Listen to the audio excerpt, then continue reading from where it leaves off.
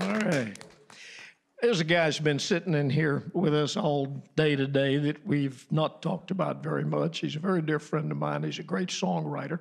At one time, he was my sound engineer on the road, and he made us sound good every night. He came to me one night. The bus was parked somewhere, and we were on the road, and he was my sound man. And I knew he was writing songs. And he came to me, and he said, I just got a song of mine recorded. And I said, well, that's great. He said, I think it may do fairly well. And he had a little cassette tape. And he played me a song by Diamond Rio called One More Day. Oh, wow. I said, yeah, it's been nice having you work as a sound man, Bobby. You're going to be a full-time songwriter. And that's what he became, Bobby Tomberlin. Great songwriter, great friend. Bobby was a disc jockey. Now, we talk about having roots in country music and the circle being unbroken. He had his own disc jockey show on the radio in South Alabama when he was 11 years old. 11 years old. How did you even get to the station? My mom would drive me after school to the radio station. And at that time, you know, FCC rules, someone had to be there over the age of, I think, 16.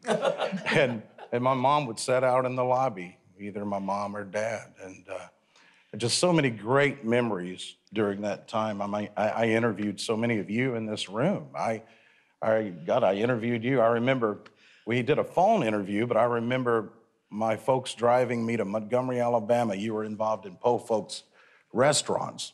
And I found out that you were going to be there for a grand opening. And I'm like, well, I've got to go see Whispering Bill.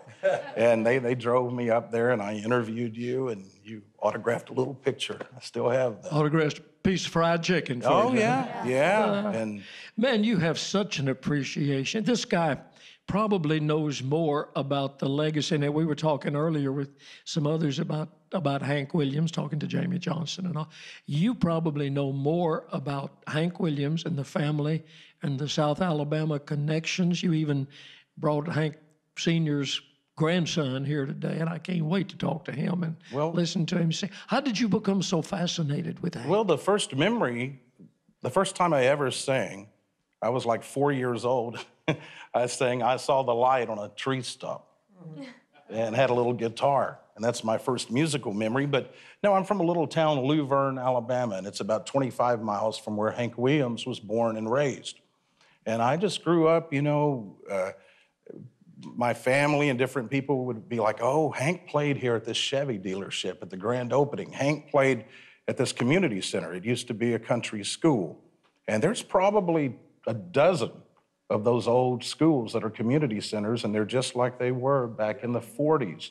And then when I started in radio, the very first week that I was in radio, Hank Sr.'s first cousin just randomly stopped by the radio station and brought me a milkshake and was listening to me on the air. And her name was Edna. Early payola. No, early payola. Early payola. But her mother was Hank Sr.'s, her mother was the sister to Hank Sr.'s mother. And she, every week, all through my high school, you know, she would bring me a milkshake. And then she took me to Montgomery and introduced me to Hank's half-sister, Leela. And then I met some of Audrey's family band members from Alabama, then Don Helms and Merle Kilgore. I met him when I was like 12 years old. And I just, you know, it's just been a part of my life. Part of my life. Well, not only are you such an authority, really, on the life and all of Hank Williams, you are also a very staunch supporter and believer in an institution called the Grand Ole Opry. Oh, absolutely. I was one of those kids, you know, when it was bedtime on Saturday night or Friday night, I would sneak the radio after 10 o'clock into the bed and turn it upside down, sideways, trying to pick up that WSM signal and listen to you guys and little Jimmy Dickens, who I became great friends with in the later years of his life, and very important to me.